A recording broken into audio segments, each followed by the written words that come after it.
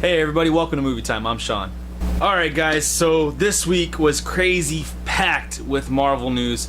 They did a showing in London. They are filming Avengers 2 right now in London. Kevin Feige had an interview.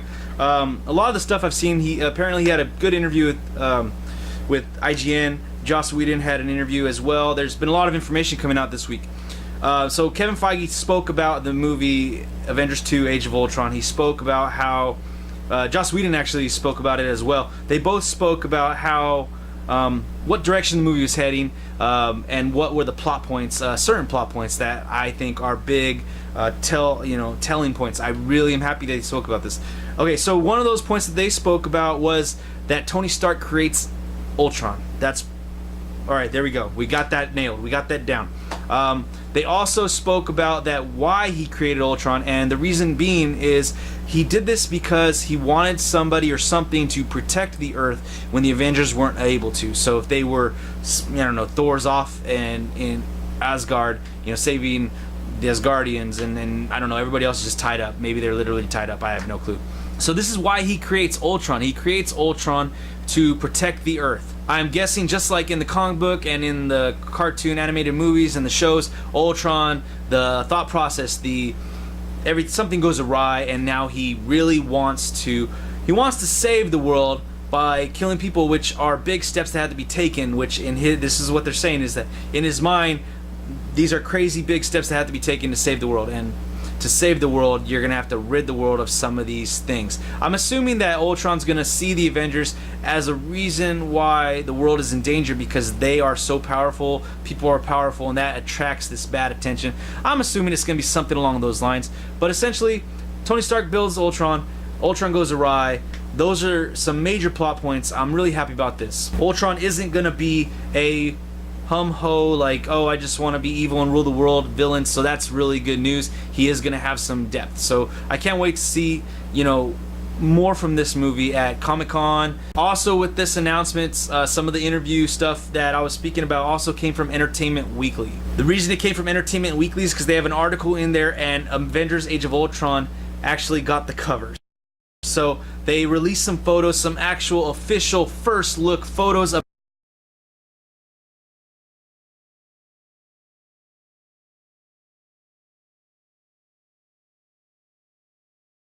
I really like all these photos. The cover shot, it looks nice. It gives me an idea of what Ultron looks like. It definitely gets me thinking. But the other pictures, we'll look at those. And you got Don Cheadle in one of them. You got some other things going on. You got Quicksilver, Scarlet Witch, Joss Whedon giving direction. A lot of these pictures look really good. One of my favorites, actually, of all the pictures is the one with all the costumes lined up. And if you read it from, either way, you're reading them, and then it says Hulk, and there's nothing there. So I'm pretty excited with these pictures. I'm pretty excited for what's going to happen at Comic-Con next week. I'm just really excited overall. Also, with the interviews and everything going on in London, there was a sizzle reel of footage, about 2 minutes, that was released to the people, I guess, at this interview where Kevin Feige was. So, wow, I just wish I could see this stuff. I'm sure it's online, and I'm sure if you guys want to go online and look for it hard enough, I'm sure you can find it. Continuing with the Marvel news, let's jump over to Guardians of the Galaxy. 3 more character posters have been revealed. First off, you have Michael Rooker's Yondu. Then you have John C. Reilly as Roman Day. And then lastly, you have Glenn Close as Nova Prime Rael. I'm not sure if I said that correctly, but that's what I'm going to go with. I understand that posters are just posters, but I've always been a fan of character posters just because it's something, they usually look really beautiful, and they're usually something really nice to look at. So I really do like the character posters. I like seeing Michael Rooker's Yondu. He looks really cool, and it's just crazy to see him like that. I am really excited for this movie in a few weeks. I cannot wait. Next up, you have Disney's Jungle Book. They have announced who they've cast as the lead role, Mowgli, the only physical person in the movie. This will be a 10-year-old child who has never had any acting experience. His name is Neil Sethi. Reports say that this kid is very charismatic and he has a very natural ability in front of the camera, so I'm gonna trust them, and I really hope this decision pays off. I definitely think this movie has a lot going for it so far, and I'm definitely interested in finding out more information regarding this new take on the Jungle Book. I spoke about this a couple weeks ago. X-Men Days of Future Past had officially become the highest grossing film of 2014. This week we have a new reigning champion of highest grossing film of 2014, and it is Transformers Age of Extinction. Now, in the previous weeks when I spoke about it with X-Men Days of Future Past, that money definitely did translate to being a good movie in X-Men Days of Future Past. If you watch my review of my first thoughts and opinions of Transformers Age of Extinction, you'll find that I definitely like some parts of Age of Extinction. There are parts of it where it definitely had me wanting more. But overall, it's just an movie. It's like if you want to go see it in theaters, you go because of the cinematography, the visuals, the sound. That's the reason you go. And plus, you just turn your brain off and you go in there for a loud explosion, Michael Bay action flick. It is not nearly on the level that X-Men Days of Future Past is. But with the name Transformers, obviously, it's going to be pulling in all the money. It's made a lot of money overseas. I think it now holds the record for most money made in China. So just crazy global numbers, just crazy global numbers. They outshine the domestic gross by I think more than twofold actually. So this is some news that's very interesting. I expected this to happen, and we'll see if anything can knock it off its perch later on in the year, maybe Guardians of the Galaxy. And last bit of news this week was actually a bit of really good news, really some good news that I'm really happy about. Ron Howard, a great filmmaker, he has a lot of talent in film, really good guy. He's going to be directing a documentary feature on the Beatles. I'm really interested in this. The Beatles, one of the biggest bands ever. You know, they're the ones that started this whole like global type of pop culture, and they're the ones that just kind of kickstarted it all. And I definitely want to see how they affected the world, how they affected the world politically, socially. I just want to know about this. I want to know more about the Beatles, and I'm glad that they got Ron Howard behind this. I read an article when this news came out, and it was just seeing all the people behind this film. Ron Howard, all the production companies, all the people with the rights. It's approved. Who's going to approve it? Who they're working with? Ringo Starr, members of the band that are still alive, the wives. I'm really excited about this, and I just can't wait to see more. Hopefully nothing gets, I guess you could say, hampered or held back because of the closeness of the people related to the film. But I'm really excited about it because, again, like the production companies, all these people, award-winning developmental like teams and companies. I'm really excited about this. Can't wait to learn more and can't wait to get a release date on this one. Alright guys, we had some trailers this week. First off, you have the 30th anniversary remastered of Ghostbusters. This trailer, it's Ghostbusters. I'm really excited about this. It's going to be coming out August 29th for 1 week and 1 week only. I am definitely going to go see this movie in theaters, and I just can't wait. I just can't wait. I can't wait to see the Stay Puft Marshmallow Man. So I'm really excited about this one. The next trailer that caught my attention is, for me, it's more laughable. I mean, I'm not a horror guy, but they are making a movie based on the Ouija board. Now, this actually baffles my mind. I'm surprised that nobody's ever done this before. This Ouija board has so much like history and so much fear behind it. I'm surprised nobody's done this before. And if they have, I am sorry, but I did not know because, again, I'm not a big horror fan. So again, I'm a little bit laughable with this trailer because it's about a Ouija board, but at the same time, this could go in that serious horror film and just scare the pants off people. And last trailer is Disney and Marvel's Big Hero 6. This trailer did just show the two main characters in the film. It did not show the other 5 heroes though. So in this trailer, it definitely caught my attention because it's more than what the teaser was. But at the same time, it didn't give me enough to blow my mind. But it's a step in the right direction. I hope they continue to reveal a little bit more, and I am definitely interested in finding out more information about this movie. Now on to what's in theaters this week. First off, you have Planes, Fire, and Rescue. They are milking these Cars and Planes franchises.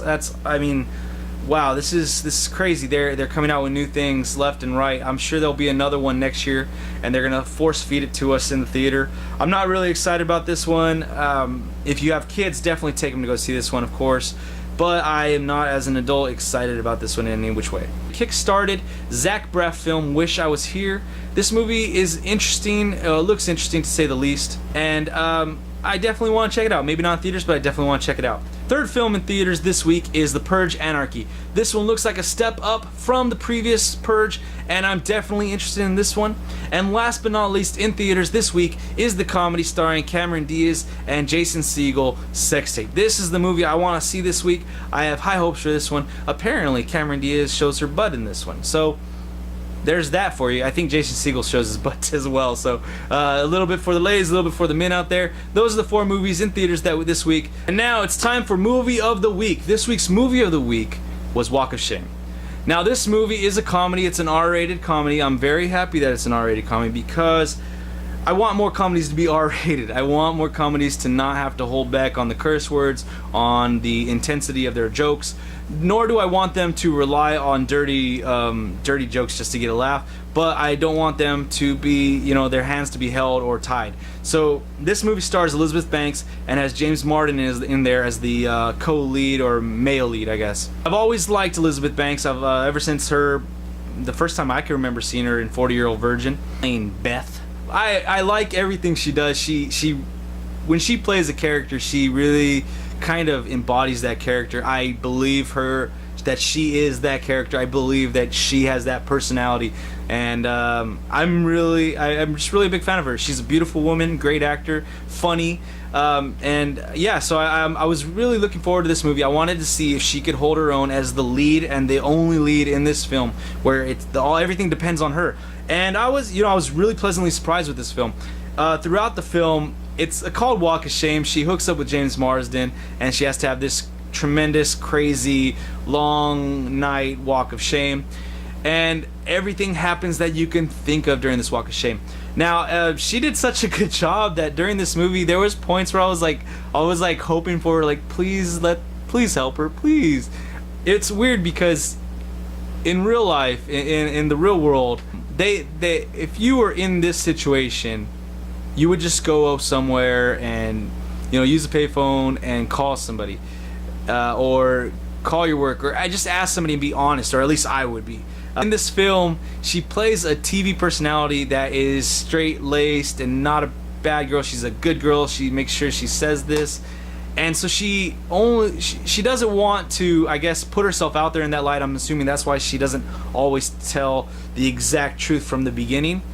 And at the same time, it's a movie, so everything has to go this way. So I guess that's enjoyable, but I did definitely feel for her character at some points in the film. I was just like, just help her. So again, she does a really good job in this film. There are many supporting actors that they feel the need that they are. The 2 best friends of her, they are the overbearing best friends who, one's a dumb one, one's a pretty smart one that makes mistakes, but they have their own personalities, and they're definitely separate people, their own individuals, and I like that. I like that a lot. They're able to fill their role and embody their characters. I like that. James Martin, I actually am a big fan of him. I think he's a really good actor, and in this movie he was definitely underutilized. He was utilized for the hookup part of the film to make you like him. He comes off very charming in the film, and of course that's what's going to happen because he's supposed to hook up with Elizabeth Banks. But overall, I feel that he was tremendously underutilized. For an actor of his caliber, I think that you should have had him a little bit more in this film. Maybe had some things happen to him that were funny. So that was a downfall in this film. I liked everything else otherwise, though. I really liked the acting. I liked the comedy. I liked the jokes. I like what went on and how it kind of chained and connected to other things in the film. I definitely like that stuff. My overall review of this would definitely be for you guys to go check this out. It is in Redbox right now. Go rent it at least. It's a really good comedy you can enjoy with your boyfriend, girlfriend, date night type of movie. And yeah, I definitely think it's gonna be enjoyable. So that's it for movie time today, guys. Remember to click the like, share, subscribe buttons down below. Leave your comments, questions, inquiries, and suggestions for movie of the week in the comments section. Let's have a great conversation this week. We'll see you next time.